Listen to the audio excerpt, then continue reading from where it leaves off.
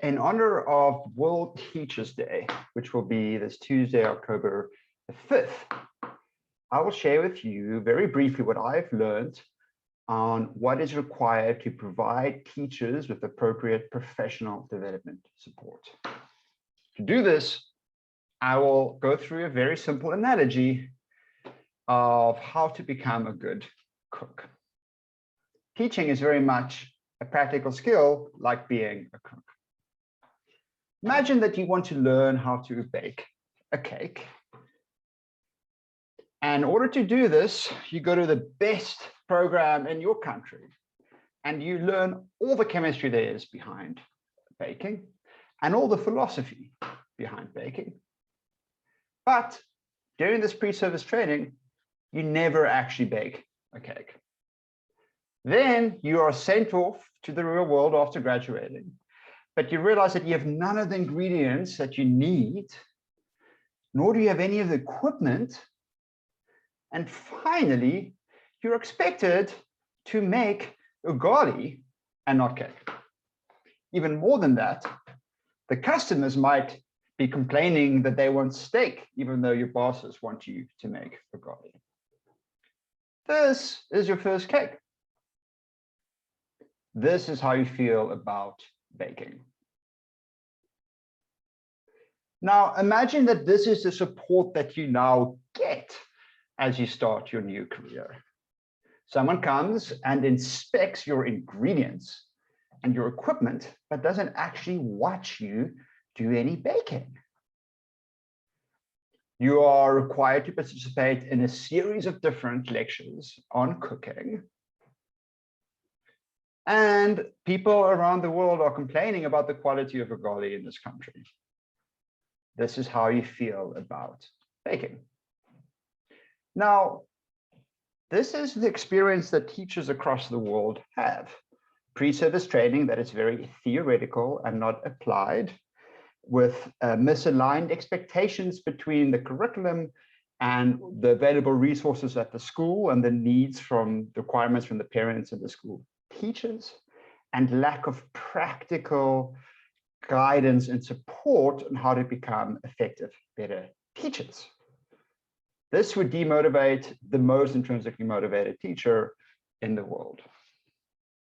So what can be done to support teachers so they can become the best teachers that they want to be?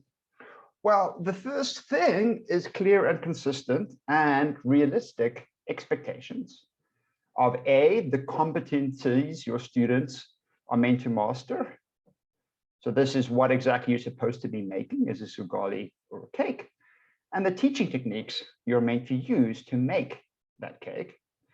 At the same time, these teaching techniques need to be realistic in terms of what can be done given the resources that are available in this country. This fundamentally requires agreement, alignment between all the different arms of government, both on the designing of the curriculum and on the assessment and in the school leadership and local government, so teachers do not get competing expectations and needs. Second, you need a recipe book that is simple and appropriate for your needs and tells you exactly how to bake this cake. Lesson plans have been shown to be incredibly effective at improving teaching practices and student learning, and is well received by teachers who actually value this very detailed guidance that helps them improve in teaching practices. Second, you actually do need the appropriate teaching and learning resources that are combined with the curriculum and the requirements for the teaching techniques that you should be doing. And thirdly, you need some practical demonstration from a master chef or a very good teacher that shows you how to do this properly, because this is a practical skill that has to be learned. And then after being demonstrated how to do it properly, you need opportunities to try it out yourself, perhaps fail, try it out again and do better over time, and get good feedback during that process to improve on your teaching. If you do not take the risk of attempting after you've seen how it could be done, you will never change your behavior and improve your teaching skills.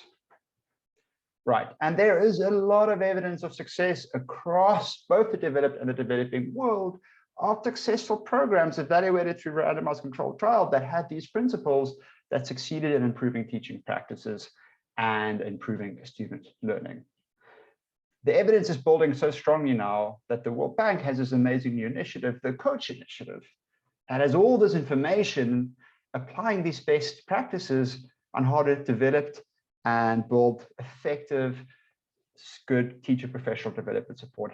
Have a look at it so you can help your teachers in your country design the best effective support for them to be the best and most motivated teachers they possibly can. Thank you very much.